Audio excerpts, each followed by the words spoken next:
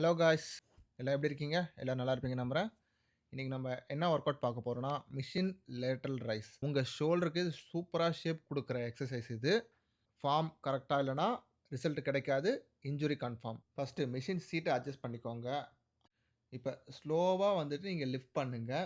Side rice பண்ணுங்க. சரிங்களா? Shoulder height வரைக்கும். நீங்க ரொம்ப ஹைட்டாலாம் போக வேணாம். லைக் உங்க ஷோல்டர் உங்களுக்கே தெரியும். உங்க ஷோல்டர் விட்த் எதுன்னு சொல்லிட்டு. ஸோ அது வரைக்கும் நீங்க ரைஸ் பண்ணிட்டு ஸ்லோவா கீழ இறக்குங்க. சரிங்களா? மறக்காம லிஃப்ட் பண்ணும்போது எக்ஸ்ஹேல் பண்ணுங்க. கீழ வரும்போது இன்ஹேல் பண்ணுங்க. இத கான்ஸ்டன்ட் டென்ஷன் குடுத்து லேட்டரல் டெல்ட்ஸ்க்கு டார்கெட் பண்ணணும். காமனான மிஸ்டேக் என்ன தெரியுமா எல்லாருமே பண்ணுவாங்க. வெயிட் அதிகமா போட்டு ஸ்விங் பண்ணுவாங்க. ஃபுல் ரேஞ்ச் ஆஃப் மோஷன் இருக்காது.